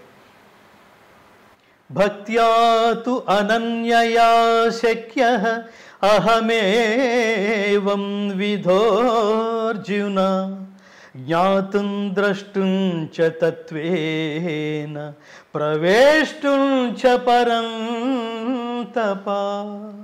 ఇలాంటి నా విశ్వరూపాన్ని గుర్తించడానికి, గ్రహించడానికి, చేరడానికి అనన్యమైన భక్తి చేత మాత్రమే సాధ్యం. అన్డైవర్టెడ్ కాన్సన్ట్రేషన్. అలా నీ వైపే చూస్తా, త్రికణ శుద్ధిగా నిన్నే ఫాలో అవుతా, నువ్వు ఏం చెప్తావా అని ఆర్తిగా ఎదురు చూస్తుంటా. నువ్వు తప్పించి నాకు ఇంకేం అక్కర్లేదు అని అంటే వాడే దేవుడు. వాడికి జీవుడు, పరమాత్మ, జీవాత్మ ఇంకా రెండు విడివిడిగా ఉండవు. ఇంకా నువ్వే పరమాత్మవి. అదే ధర్మం, అదే మార్గం. ఈవిడంది వాళ్ళు ఈ శ్లోకాలన్నీ చెప్పారు, ఆవిడతో కూడా అనిపించారు. పొద్దున్నే వీళ్ళకి ఫోను, ఎవరైతే భగవద్గీత చెప్పారో ఆవిడ రాత్రి వెళ్ళిపోయారు. నేను భగవద్గీత ప్రవచనానికి వెళ్ళినప్పుడు ఒక ఆవిడ ఎక్స్పీరియన్స్ అన్నమాట ఇది. ఖచ్చితంగా అంతకాలే చ మామేవా స్మరన్ముక్త్వా కలేబరం యప్రయాతి సమద్భావం యాతి నాస్త్యత్ర సంశయ. అంత్యకాలంలో పరమాత్మ నామస్మరణ చేసి అప్పుడు రియలైజ్ అయ్యి, ఇన్ జనరల్గా ఏంటంటే మొదటి నుంచి సాధన చేస్తే తప్ప చివరి రోజులో పరమాత్మ గుర్తుకురాడు. అసలు ఇప్పటికి సాధనే లేదు. పూర్వజన్మ సంస్కార బలం చేత ఇప్పుడు వింటాను భగవంతుడి గురించి అని అనుకుంది. మనస్సు గాయపడి వాళ్ళు భగవద్గీత ఉపదేశం చేసినట్టుగా చేశారు. ఆవిడ వింది ఆనందంగా, పరమాత్మ నాకు ఇంకా వీళ్ళెవరు అక్కర్లేదు, నేను అక్కర్లేదు అనుకున్న కొడుకు. దీని తర్వాత నా స్పందన ఏమిటో అడిగారు వీళ్ళు. ఈ ఇన్సిడెంట్ చెప్పిన తర్వాత నేను అందరికీ ఒక విషయం చెప్పాను. నేను కూడా ఇది చెప్తాను చాలా చోట్ల, కానీ దానికంటే ముందు మీరు దీని బాటంలో ఏంటంటే, మీరు వయసులో ఉన్నప్పుడు మీరు మీరు మీరు పిల్లలతో మీరు ఏం స్పెండ్ చేశారు. వాడు అందుకని వాడు అలా ప్రవర్తిస్తున్నాడంటే వాడి జన్మ సంస్కారం కాదు. నీ విలువైన సమయాన్ని పిల్లల్ని జాగ్రత్తగా పెంచాలి. ఆఫ్టర్ ఆల్ మన ఇంటికి తీసుకొచ్చే కుక్కకే ట్రైనింగ్ ఇస్తున్నామే. కుక్కని పెంచుకోవడానికి, పిల్లిని పెంచుకోవడం, షేక్ హ్యాండ్ అంటే దానికి షేక్ అర్థమవుతుందనా? ఏదో సౌండింగ్ నేర్పించావు. సిట్ అన్నావు, కూర్చుంది. స్లీప్ అన్నావు, పడుకుంది. షేక్ హ్యాండ్ అన్నావు, ఈట్ అంటే ఇదవుతోంది, తింటోంది. నో అన్నావు, అరిచేది కాస్త ఆగిపోయింది. వీళ్ళు అంతే. ప్రపంచంలో ప్రతి ప్రాణి నువ్వు ఖచ్చితంగా వాళ్ళకి ప్రాపర్ ట్రైనింగ్ ఇవ్వాలి. ఈ ట్రైనింగ్ పేరే సంస్కారము. సంస్కారం అంటే గుణ ఆధానము, మల అపహననము. ఏదైతే అనారోగ్యకరమైన ఉంటాయో దాన్ని వాష్ చేసేయి. ఏదైతే ఆరోగ్యకర సమాజంలోకి వెళ్ళినప్పుడు ఏదైతే నిన్ను ఆరోగ్యకరంగా ఫాలో అవుతారో అవి నేర్చుకో. దీని పేరే సంస్కారం. తల్లి ఎప్పుడు పిల్లలకి, ఈవిడే నాస్తికురాలు కదా, డిసిప్లైన్ నేర్పలేదు పిల్లలకి. తల్లిదండ్రుల తనువు వల్లరి ద్వయికి వన్నీయబెట్టు 9 నెలల పంట అంటాడు గుర్రం జాషువా మహాకవి. తల్లిదండ్రులు కలిసి చేసే ప్రేమ వ్యవసాయానికి పుట్టిన 100 సంవత్సరాల పంట మన బిడ్డలు. ఎంత కాన్సన్ట్రేట్ చేయాలి? అమ్మో వాళ్ళని పెరగనివ్వాలి. వాళ్ళని మధ్యన కొత్త టాపిక్లు మొదలైనవి చూడు. వాళ్ళని ఏదో రిస్ట్రిక్ట్ చేయకూడదు, వాళ్ళని పెరగనివ్వండి. ఎవడొద్దన్నాడు? అంటే ఏది పడితే అది రిస్ట్రిక్ట్ చేసేయటమా? దీంతోపాటు కొంతమంది దరిద్రులు ఏది పడితే అది మాట్లాడడం, ఇంటర్వ్యూలు ఇచ్చేసేయటం, వీడియోలు చేసేయటం. దాని ప్రభావం మనలాంటి వాళ్ళ మీద ఉండకపోవచ్చు, కానీ మానసిక దుర్బలు ఉంటారే, ఖచ్చితంగా అంతటి వాడు ఆ మార్గంలోకి వెళ్ళగా లేనిది నేను వెళితే తప్పేమిటని ఒకడు అనుకుని నీ మార్గంలోనే నడిచి సర్వనాశనం అయిపోయాడు అనుకోండి. ఎవరిదా పాపం? కృష్ణ పరమాత్మ అంటాడు గీతలో, నేను పొందదగింది కానీ, పొందవలసింది కానీ, పొందనిది కానీ ఈ ప్రపంచంలో ఏదీ లేదు. అయినా సరే నేను కర్మ చేస్తూనే ఉన్నా. ఎలాంటి కర్మ? ధర్మబద్ధమైన కర్మ, ఆదర్శవంతమైన కర్మ నేను చేస్తూనే ఉన్నాను. ఎందుకంటే నేనే చేయకపోతే నా ఫాలోయర్స్ ఉంటారే సర్వనాశనం అయిపోతారు. వాడే చేయనప్పుడు నేను ఎందుకు చేయాలి? చక్రం మొత్తం, సంసార ప్రవృత్తి, ఈ లోకం మొత్తం సర్వనాశనం అయిపోతుంది నా మార్గంలో నడిచి. అందుకని నేను ఎప్పుడూ సత్కర్మలు చేస్తూనే ఉంటా ప్రపంచాన్ని ప్రభావితం చేయడానికి. నేను అందుకని ఇంటర్వ్యూలకు వచ్చే యాంకర్స్ కూడా నేను ఈ ప్రయోక్తలు, మిమ్మల్ని ఏమన్నా ప్రయోక్తలు, ఇంటర్వ్యూవర్స్ మిమ్మల్ని రిక్వెస్ట్ చేస్తూ ఉంటా. సమాజానికి అనారోగ్యకరమైన సమాజం ఎక్కడో లేదండి. మనకు ఇంట్లో ఉంటే దాని పేరు కుటుంబం. ఇదే కుటుంబం రోడ్డు మీదకి వస్తే అదే సమాజం. మీరు ఇండివిజువల్గా లేరు కదా. మీరు ఇక్కడ కూర్చుంది ఇండివిజువల్గా కూర్చున్నారు, మీకు పిల్లలు లేరు. చాలా అంటే అదృష్టవశాత్తు బంగారు తల్లి కవితమ్మ ఇక్కడ కూర్చుంది కాబట్టి నేను చాలా ఆనందంగా మాట్లాడగలుగుతున్నా. ఎందుకంటే మీ ఇంటర్వ్యూస్, మీరు ఎవరెవరిని ఇంటర్వ్యూ చేస్తుంటారో, మేము ఇన్ జనరల్గా ఇప్పుడు చెత్తా చెదరం వాళ్ళని ఇంటర్వ్యూలు చేస్తుంటారు చూడండి. వాళ్ళు చూస్తే మనకి ఆ భాష ఏమిటి, ఆ డ్రెస్సులు ఏంటి, అంటే ఒకసారి దిగితే, ఒకసారి దిగటం కూడా కాదు, దిగజారితే ఒక ఆపర్చునిటీస్ వస్తాయి అంటే స్త్రీ వాళ్ళు దిగజారడానికి కూడా, అనేక రూపాయలు దిగజారడానికి కూడా వెనుకంజవైనంత ఇన్స్పిరేషన్స్ ఈ వీడియోల్లో కనిపిస్తున్నాయంటే, ఆ పర్సంటేజ్ రోజు రోజుకి పెరుగుతోందంటే మళ్ళీ తిరిగి ఉపదేశాలు చెప్తారా? ఇష్టం వచ్చినట్టు ప్రవర్తించటం, ఈ ప్రవర్తన ఇంపాక్ట్, దేనికి డ్రెస్ వేశారు, ఎందుకు ఇలా మాట్లాడుతున్నారు అంటే వాళ్ళని ఆకర్షించడానికే అంటోంది ఒక అమ్మాయి. సమాజాన్ని, మగవాళ్ళని ఆకర్షించడానికే ఈ డ్రెస్సు బాగుండేదా, ఎలా ఉన్నావు అంటే ఈ లుక్ సో డాష్ డాష్ అంటే ఇప్పుడు చాలా ఆనందించేస్తోంది. అలా అనిపించిన వాడు నెక్స్ట్ లెవెల్ రియాక్షన్ ఏంటంటే వాడు మానసిక దుర్బలుడు. ప్రకృతి అదే చెప్తోంది, అందరూ సమానం కాదు. పురుషులు ఫిజికల్లీ స్ట్రాంగ్, మెంటల్లీ వీక్. స్త్రీ ఫిజికల్లీ వీక్, మెంటల్లీ స్ట్రాంగ్. చూడండి, ఇద్దరు సమానం కాదు. సో ఆ మెంటల్లీ వీక్గా ఉన్నవాడిని ఏమిటి టికిల్ చేసి చివరికి వాడు మృగంలాగా తయారు చేసి సమాజం అంతా ఇలా తయారు చేస్తోంది అనుకోండి. ఇది పెట్టినప్పుడల్లా, ఓపెన్ చేసినప్పుడల్లా 99 మంది కంట్రోల్ చేసుకుని ఉండొచ్చు, 99 మంది స్ట్రాంగ్గానే ఉండొచ్చు, ఎవడో ఒకడు ఉంటాడు పాపం. ఇప్పుడు దానికి రీజన్ ఎవరో చెప్పండి? వాడు అలా తయారవడానికి. వాడికి మళ్ళీ తిరిగి భగవద్గీత ఉపదేశం చేయకండి, టికిల్ గోకింది నువ్వే. సో అందుకని ఎలా ప్రవర్తించడం, ఇది ఎక్కడ దాకా, నేను మధ్యన ఎక్కడో మాట్లాడుతున్నప్పుడు మీరు చాలా చాలా స్పష్టంగా చెప్పారు శాస్త్రి గారు. ఇది మన దాకా వస్తే తప్ప దాని ఇంటెన్సిటీ తెలియదు ఆడవాళ్ళకి అని ఒక మాట అంది ఒక ఆవిడ. ఇప్పుడు ఈ బాధపడుతున్న వాళ్ళు ఎవరైతే ఉన్నారో, బాధ పెడుతున్న వాళ్ళు ఎవరైతే ఉన్నారో, ఆ బాధ పెట్టడం, ఆ బాధపడడం అనేది మన ఇంట్లో కూడా వచ్చేసింది అనుకోండి, అప్పుడు కానీ నీకు పెయిన్ తెలియదు. అన్నీ వదిలేసిన వాళ్ళ మాటలు చాలా ప్రభావితం చేసేట్టుగా ఉంటాయి. వాళ్ళే కనిపిస్తున్నారు, అదే ఈజీగా ఉంటుంది, అదే ఆకర్షణీయంగా ఉంటుంది. సో అట్లా అది నేను చాలా బిత్తరపోయిన అదేమంటారు ఇన్సిడెంట్. కాబట్టి తల్లిదండ్రులారా, please spend your valuable time with your valuable kids, most valuable kids. నువ్వు చిన్నప్పుడు ఏం చెప్పావో అదే వింటూ పెరుగుతాడు. వినగా ఆచరించడానికి ప్రయత్నిస్తాడు. ఆచరించి తనే అదే అయిపోతాడు. వాడి లెవెల్లో వాడి నుంచేసి వాడు రూమ్లోకి వెళ్తున్నాడు, ఏం చేస్తున్నాడో తెలియదు, దేని మీద కాన్సన్ట్రేట్ చేస్తున్నాడో తెలియదు. ఒకప్పుడు ఇల్లు అలా లేవు కదా, పెద్దవాడు ఏం చేస్తున్నావురా అంటే వాడు అక్కడ కనిపిస్తూ ఉంటాడు. ఇప్పుడు వాడిని పలకరించాలంటే వాడు రూమ్ దగ్గరికి వెళ్ళి వాడు తలుపు కొట్టి మే కమిన్, ఏమిటది? వాడు మెంటల్గా ఎంత స్ట్రెస్గా ఉన్నాడు. అందరూ చెడిపోతున్నారంటలేదు, వాడు ఎంత స్ట్రెస్ అనుభవిస్తున్నాడో ఆ రూమ్లో కూర్చుని. ఇప్పుడు ఉద్యోగాలు మామూలుగా మన రోజుల్లో చదువు, వ్యాపారం, చదువుకుంటే పెద్ద ఉద్యోగం సంపాదించవచ్చు, పెద్ద ఉద్యోగం సంపాదిస్తే బోల్డంత డబ్బు సంపాదించవచ్చు, ఇలా సంపాదించిన దాన్ని మన సుఖం కోసమే, మన ఆనందం కోసమే ఖర్చు పెట్టచ్చు అనే ఇప్పటి జనరేషన్ ఉందే. అప్పుడు లేదండి అది. మా రోజుల్లో అని, మా నాన్నగారు మా తాతగారి రోజుల్లో చదువు వ్యాపారం కాదు, చదువు సంపాదన కాదు, చదువు జ్ఞానం కోసం. ఆ జ్ఞానం అంటే ఏమిటంటే ఇదే భగవద్గీత. నువ్వు చదువుకున్న దాన్ని తిరిగి సమాజహితం కోసం లోక సంగ్రహమే వాపి సంపశ్యన్ కర్తుమర్హసి. దేనికోసం ఖర్చు పెట్టాలి? లోకం కోసం. అది లేదనుకో, అది ఎలా ఉంటుందంటే ఇది లేదు, ఏమీ లేదు, డబ్బు సంపాదనే అని అనుకునే సబ్జెక్టులో చిన్నప్పటి నుంచి నువ్వు దేన్ని నమ్మకుండా అల్టిమేట్గా భగవద్గీత ఏంటంటే మానవీయ గ్రంథం, నైతిక విలువల ఉద్ధరణకి భగవద్గీత కంటే మించిన గ్రంథం ఇంకొకటి లేదు కవిత గారు. చదివితే ఏమొస్తుందంటే నైతిక విలువలు, మనమే శాశ్వతం కాదు. సో దేవుడు మనకిచ్చిన శక్తుల్ని తిరిగి నేను లోక శ్రేయస్సు కోసం ఖర్చు పెడతాను. అయితే గంగాధర శాస్త్రి గారు, ఇక్కడ నాకు ఒక చిన్న సందేహం వస్తుంది. భగవద్గీత సార్వజనీన గ్రంథం అని అనుకున్నప్పుడు భగవద్గీత సారాన్ని పంచడానికి మీలాంటి వారు ప్రపంచవ్యాప్తంగా సందేశాలు ఇస్తూ, ప్రవచనాలు ఇస్తూ తిరుగుతున్నప్పుడు మీరంటూ భగవద్గీత ఫౌండేషన్ కోసం బ్రాండ్ అంబాసిడర్లను ఎవరినన్నా పెట్టుకున్నారా?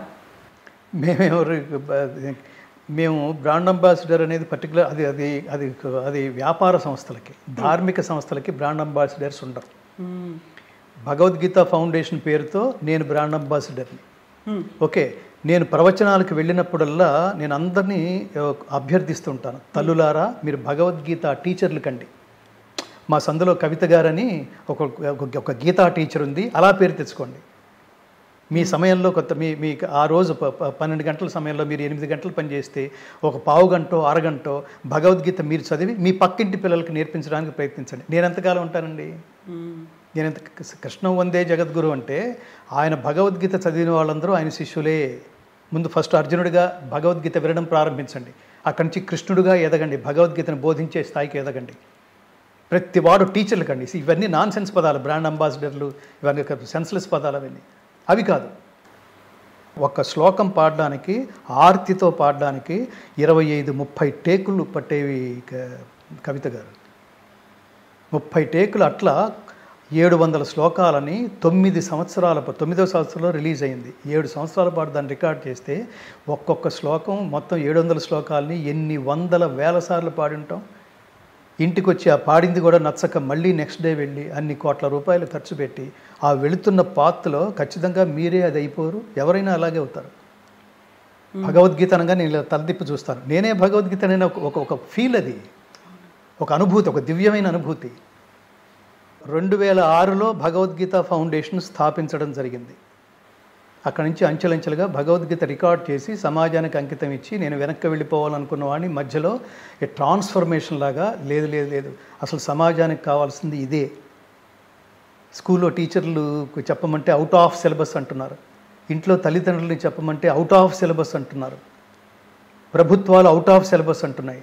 సెక్యులర్ పేరుతో మన ధర్మాన్ని సర్వనాశనం చేసుకొని మిగతా వాళ్ళని రకరకాల ట్యాక్స్ ఇచ్చి మిగతా వాళ్ళని ప్రోత్సహించడం కోసం ఇంకా దారుణమైన మాట ఏమిటంటే, మీరు ఏ స్కూల్ కన్నా వెళ్ళి భగవద్గీత చెప్పాలనుకుంటే లేదండి కమ్మో మీరు ఇక్కడ ఇది సెక్యులర్ అండి, మన సెక్యులర్ కంట్రీ. ఆ బొట్టు పెట్టుకున్నవాడు మాట్లాడతాడు మనది సెక్యులర్ కంట్రీ, అందుకని ఇక్కడ భగవద్గీత చెప్తే మిగతా మతాల వాళ్ళు హర్ట్ అవుతారు అని అనడం విన్నా నేను. ఎంత దారుణమైన స్థితిలో ఉంది ఈ దేశం. కాబట్టి అసలు మనం వీలైనన్ని ప్రదేశాలకు వెళ్ళి భగవద్గీత ఆంతర్యం ఏమిటో, this is not a retirement subject, this is not a దాని ఏమంటారు ఓన్లీ ఫిలసాఫికల్ సబ్జెక్ట్. మృత్యువు దగ్గరికి వెళ్ళిపోయేవాళ్ళు, పరమాత్మను సమీపించేవాళ్ళు మాత్రమే ముట్టుకునే సబ్జెక్ట్ కాదు. ప్రతి ఒక్కడూ బాల్య దశ నుంచి నేర్చుకోవలసిన ఉత్తమ జీవన విధాన గ్రంథం. తర్వాత జీవితం ఎంత అద్భుతంగా, ఆనందంగా, ఆదర్శవంతంగా, స్ఫూర్తిదాయకంగా గడపాలో నేర్పే ప్రపంచంలో ఏకైక గ్రంథం భగవద్గీత. మొదటి 9 years 2006 నుంచి 2015 వరకు ఆ వెళుతున్న మార్గంలో లేదు ఇంకా మనమే గీతా టీచర్ అవ్వాలి. అవ్వడానికి మనకున్న క్వాలిఫికేషన్ ఏమిటి? ఇప్పుడు చదివితే అర్థమైపోతుందా? కృష్ణ పరమాత్మ అంతటి ఫ్రీక్వెన్సీ ఉన్నవాడు, అంతటి ఫ్రీక్వెన్సీ ఉన్నవాడితో మాట్లాడాడు. మనకెట్లా అర్థమవుతుంది? ధర్మం అంటే ఏమిటో తెలియదు మనకి, కర్మ అంటే ఏమిటో తెలియదు. కర్మ అంటే జస్ట్ పని అనుకుంటున్నాం, కాదు. మీరు కర్మయోగంలో చెప్తాడు, వేదోక్తమైన కర్మలు మాత్రమే కర్మలని చెప్పబడుచున్నవి. కర్మ అంటే ప్రతివాడు చేస్తాడు, కుక్కలు, నక్కలు, పందులు, మనుషులు అందరూ చేసేది కర్మే. కానీ ఏ కర్మ చేయటం వల్ల, ఏ మార్గంలో వెళ్ళటం వల్ల పరమాత్మ అనుగ్రహం పొందుతావో అది చేస్తే మాత్రమే దాని పేరు కర్మయోగం అంటాం. యోగం అంటే కలయిక. పరమాత్మతో నీ కలయిక కోసం ఏదైతే యోగం చేస్తున్నావో, ఏదైతే పని చేస్తున్నావో అది కర్మ. నీకోసం పడేట్టుగా చేసేది కర్మ కాదు. అబద్ధాలు చెప్పి సంపాదించేసేవాళ్ళు, మోసాలు చేసి సంపాదించేసేవాళ్ళు, చిత్తశుద్ధితో పనిచేయని వాళ్ళు, ప్రతి పొలిటీషియన్స్ కూడా విని తీరాల్సిందే ఈ ప్రీచర్స్ అన్నీ. నేనేమంటానంటే నైతిక విలువల ప్రబోధానికి నీకు ఉండవలసిన బేసిక్ పునాది ఖచ్చితంగా భగవద్గీతే. దాన్ని మత గ్రంథంగా చూడకండి ప్లీజ్. మత గ్రంథంగా చూశారో చాలా వాల్యుబుల్ థింగ్స్ పోతాయి. సంభావితస్య చాకీర్తి మరణాత్ అతిరిచ్యతే. నువ్వు మరణం తర్వాత కూడా ప్రజలు నిన్ను గుర్తుపెట్టుకునేట్టుగా గొప్ప పనులు చేయి. మరణం తర్వాత కూడా మొన్నటి వెనకటికి ఒక వెధవ ఉన్నాడే అని మాట్లాడుకునే దారుణమైన పనులు చెయ్యొద్దు. కృష్ణుడు అర్జునుడితో మాట్లాడే మాటది, చాలా గొప్ప గొప్ప మాటలు అవి. నమే ద్వేష్యోస్తి న ప్రియ. నాకు ఒకడి పట్ల ద్వేషం, ఒకడి పట్ల అనురాగం లేదు. ఎవడైతే ధర్మ మార్గంలో ఉంటాడో వాడికి నేనే ఫ్యాన్ని అన్నాడు పరమాత్మ. వాడు నేను వేరు కాదన్నాడు పరమాత్మ. సో అందుకని ఈ చిన్న జీవితంలో ఎప్పుడు రాలిపోతామో తెలియదు. అరే రాత్రే కలిసాడది, పొద్దున వెళ్ళిపోయాడా అని మాట్లాడుకుంటుంటాం చాలామంది యొక్క విషయాల్లో. సో అట్లా ఆ గాలి బుడగ జీవితం, ఓటి పడవ యవ్వనం అంటారు చూడండి ఘంటసాల గారు. గాలి బుడగ జీవితం, ఓటి పడవ యవ్వనం, నిన్న మరలి రాదు రాదు రాదు, నేడే సుఖం నేడే. ప్రపంచం అలా ఉందన్నమాట. రేపు లేదు, నిన్నటి దాంతో మనకు సంబంధం లేదు, ఎంజాయ్. ఏంటిది? కొన్ని వేల ప్రోగ్రామ్స్ ఛానల్స్లో భగవద్గీత జీవనగీత మరణగీత కాదు వినండి, నేర్చుకోండి, పిల్లలకి నేర్పించండి, నేనే భగవద్గీత అనే భావన కలగడం మొదలెట్టిన తర్వాత శవాల దగ్గర దీన్ని అర్జెంటుగా తీసేయాలి, అక్కడ అలవాటు పడిపోతున్నారు, మిగతా చోట్ల వినటానికి భయపడుతున్నారు. మా టీవీలో ఎక్కడన్నా వినిపిస్తుంటే ఇంకో టీవీలో ఎక్కడన్నా వినిపిస్తుంటే టీవీ ఛానల్స్కి ఫోన్ చేసి స్వామి భగవద్గీత ఇందుకోసం ఉద్దేశించబడింది కాదు, నాలాంటి వాళ్ళందరూ రోడ్డు మీదకి వచ్చేస్తాం, నిరాహార దీక్షలు చేయాల్సి వస్తుంది, భగవద్గీత ఇలా కాదు ప్లీజ్. ఆ సెలబ్రిటీ వెళ్ళిపోయిన ఆ కళే శవం దగ్గర భగవద్గీత దయచేసి తీసేయండి, బ్యాక్గ్రౌండ్లో వేసేస్తూ ఉండేవాళ్ళు. కానీ నా మీద గౌరవంతో ఛానల్స్ అన్నీ తీసేసినాయి. పోనీ ఏం వేయమంటారు? ఏమి వేయొద్దు, అదేమి రూల్ ఏముంది. ఒకవేళ సినిమా యాక్టర్ పోయాడు, వేయి తెలుసుకుంటే అతను ఏమన్నా భక్తి సినిమాలు ఏమైనా చేస్తే అవి వేయండి, లేదా ఒక ఇన్స్ట్రుమెంటల్ మ్యూజిక్ వేయండి. ఇట్లా ఎన్నో అసలు శ్మశానాల్లో తీయించేసి, శవయాత్ర వాహనాల్లో తీయించేసి, జనాల్లో ఏవైనా మీరు కొట్లాడద్దు, వాళ్ళకి చెప్పండి, వాళ్ళకి ఎడ్యుకేటివ్గా చెప్పండి.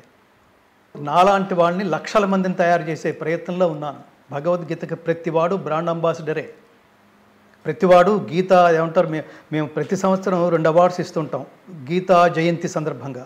భగవద్గీతని బోధించడమే జీవితం లక్ష్యంగా సిన్సియర్గా లక్ష్యంగా పెట్టుకున్న వాళ్ళు అట్లాంటి టీచర్లు తీసుకుని గీతాచార్య బిరుదుతోనూ ఫైనాన్షియల్గా వాళ్ళకి నగదు బహుమతితో పాటు, అలాగే సిన్సియర్గా నేర్చుకునే పిల్లలకి పార్థ అవార్డుతోనూ సత్కరిస్తూ ఉంటాం.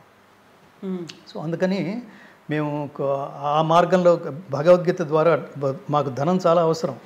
అంటే ఫ్యూచర్లో మేము చాలా చాలా చాలా లక్ష్యాలు పెట్టుకున్నాం. వీలైనన్ని ప్రపంచ భాషల్లోకి దీన్ని ట్రాన్స్లేట్ చేయడంతో పాటు ఇది చిన్న ప్రాజెక్టు కాదు, దీన్ని ఇమిటేట్ చేసే అవకాశం కూడా లేదు కవిత గారు. అలా చేసాం. 150 మంది టెక్నీషియన్స్, స్కాలర్స్, 100 మంది సంగీత కళాకారులు. మీరు అది వింటే, మీరు హై ఫ్రీక్వెన్సీ స్పీకర్స్లో వింటే అర్థమవుతుంది.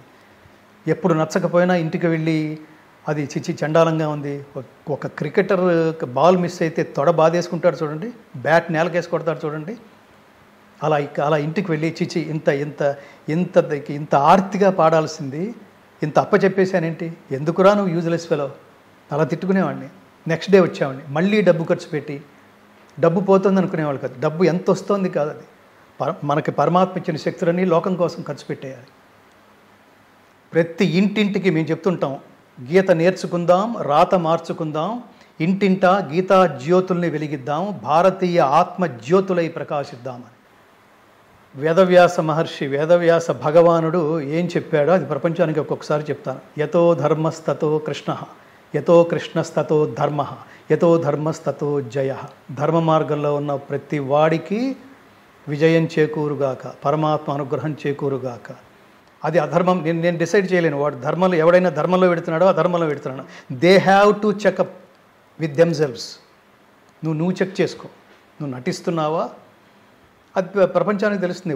నేను చెప్తున్నా, ఉత్తర కాలం అంటున్నాం, తర్వాత కాలంలో యూ కెనాట్ సర్వైవ్ దేవుడితో పెట్టుకుంటే. అందుకని మంచి చేయండి, దైవం గుర్తిస్తాడు. చెడు చేయకండి, పాడైపోతారు. సంశయాత్మ వినశ్యతి వినశ్యతి వినశ్యతి అని పరమాత్మ చాలాసార్లు చెప్తాడు. నయోక్ష్యసి వినంక్ష్యసి చివరి అధ్యాయంలో. అందుకని భగవద్గీత నిరంతరం సాధన చేస్తుండండి, మనకి వేరే థాట్స్ ఉండవు. ధన్యవాదాలు, థ్యాంక్ యూ సో మచ్. మళ్ళీ మనం కలుద్దాం, మాట్లాడుకోవడానికి బోల్డ్ అనే విషయాలు ఉన్నాయి. వాటన్నిటి గురించి మళ్ళీ మనం చర్చించను నేను అనట్లేదు, చర్చ అనేది మాట్లాడుకునే అంశాలు చాలా ఉన్నాయి. మీ నుంచి బోల్డ్ అనే విషయాలు కూడా మేము చాలా చాలా కృతజ్ఞతలు. నేను ఈ మన ఛానల్ తరఫునే ఈ మంత్ 15, ఈ నెల 15వ తారీఖు మళ్ళీ అమెరికా యాత్ర చేయబోతున్నాం. ఇంకొన్ని మనం వెళ్ళని ప్రదేశాలకి వెళ్ళి కొంతమంది ఆహ్వానిస్తున్నారు కూడా. భగవద్గీత చెప్పించుకోవడం కోసం, భగవద్గీత పాటించుకోవడం కోసం వాళ్ళ పిల్లల్ని కూడా తీసుకొస్తామని. ఇప్పుడు నేను ఇది సమాజంలో చూస్తున్న చాలా గొప్ప మార్పు. నేను ఎక్కడికైనా వెళ్తున్నప్పుడు, మంచి కార్యక్రమాలకు వెళ్తున్నప్పుడు మీరు ఎలోన్గా రాకండి, పిల్లల్ని తీసుకునండి. వాళ్ళకి తెలియాలి, మన కల్చర్ తెలియాలి, మన సంస్కృతి తెలియాలి, మన సంస్కారం తెలియాలి, మన సంప్రదాయం తెలియాలి. ఇవి నేను ఎలా గట్టిగా చెప్పగలుగుతున్నానంటే, నేను మా అబ్బాయికి అదే నేర్పించా, నేను మా అమ్మాయికి అదే నేర్పించా. అమెరికాలో ఎంఎస్ చేయడానికి వెళ్ళే మా అబ్బాయికి నేను సంవత్సరం ముందు ప్లాన్ చేశాను. 6 నెలలు వీడికి మహాభారతం వినిపించాలి, పఠన పారాయణం, 6 నెలలు రామాయణం వినిపించాలని.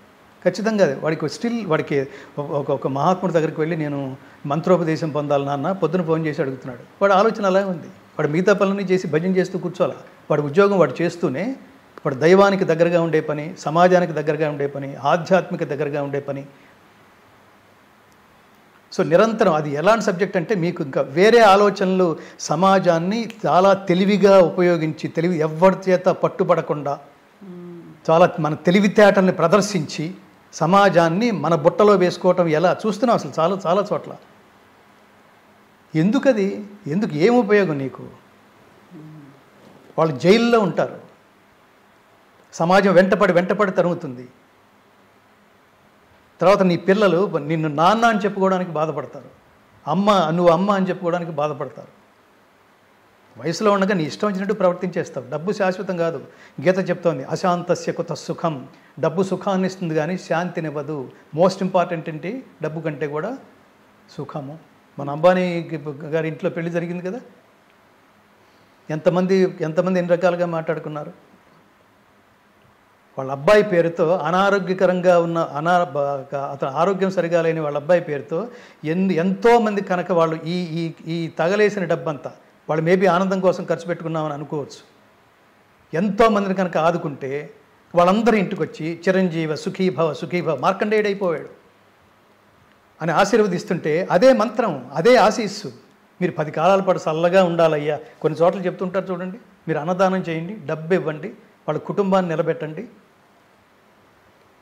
మీరు 100 కాలాల పాటు చల్లగా ఉండాలి. ఆర్తితో అలా చూస్తూ, ఇంతకంటే పాపం వాళ్ళు మాట్లాడలేరు. అదే ఆశీస్సు. రక్షంతి పుణ్యాని పురాకృతాని. పూర్వం నువ్వు చేసిన మంచి పనులే రక్షిస్తాయి. ఆ మంచి పనులు ఏమిటంటే ఇదే ధర్మం. మన ఇంటి ముందు నిలబడ్డ ముష్టివాడు కూడా ఏమని అడుగుతాడు తెలుసా? అమ్మా ధర్మం చేయి తల్లి, ధర్మం చేయి తండ్రి. ధర్మాన్ని గుర్తు చేస్తున్నాడు వాడు మనకి. ఏమిటా ధర్మం పేరుతో మనం ఆచరించవలసిన 3 పుణ్యకర్మలంటే గీత చెప్తోంది. ఆ పుణ్యకర్మలు 1 యజ్ఞము, 2 దానము, 3 తపస్సు. యజ్ఞమేమో దేవతల కోసం చెయ్యి, వాళ్ళు నిన్ను అనుగ్రహిస్తారు. ఏం కోరుకుంటే అది ఇచ్చేస్తారు ధర్మ మార్గంలో. దానం ఆర్తులకివ్వు, అన్నార్తులకివ్వు, దానం చెయ్యి. చాలా గొప్ప గుణం అది. 3వది తపస్సు. ఫైనల్గా ఎవరి కోసం? అది దైవం కోసం. ఎందుకోసం? మోక్షం కోసం. అసలు ఎంత చెక్కుతుందో. చక్కనిది నారాయణ రెడ్డి గారు అంటారు, చక్కనిదే ఉలి కడుపున శిల్పం ఎలా పుడుతుంది, కరగనిదే కొవ్వొత్తికి కాంతి ఎలా పుడుతుంది. నిన్ను నువ్వు చెక్కుకో. రాగా పుట్టాం మనం, ఏమీ తెలియకుండా అజ్ఞానంతో. ఇంతటి విలువైన శరీరాన్ని, ఇంతటి విలువైన ఆలోచనాత్మకమైన ప్రయాణాన్ని ఎలా ఎలా ఎలా నడిపిస్తే, ఈ వాహనాన్ని ఏ ఇంధనం పోసి నడిపిస్తే అది సమాజానికి మార్గదర్శకం అవుతుంది భగవద్గీత. అందుకని ఇంతటి మా భగవద్గీత ఫౌండేషన్కి ఫౌండర్ ఆనరీ అడ్వైజర్ మీ ఐ డ్రీమ్ చైర్మన్ వాసుదేవరెడ్డి గారు. ఆయన నాకు చాలా గొప్ప మిత్రుడు. ఈ సందర్భం ఏదైనా 4 మంచి మాటలు గీత వాక్యాలని ప్రపంచానికి చెప్పే ప్రయత్నం చేసిన మీకు కవిత గారు, మీ సంస్కారానికి చాలా కృతజ్ఞతలు. జై శ్రీకృష్ణ. సర్వే జనా సుఖినో భవంతు. స్వస్తి ప్రజాభ్యః పరిపాలయంతాం న్యాయేన మార్గేణ మహిషాః. గోబ్రాహ్మణేభ్యః శుభమస్తు నిత్యం. లోకాః సమస్తాః సుఖినో భవంతు. హరే కృష్ణ. జై శ్రీకృష్ణ.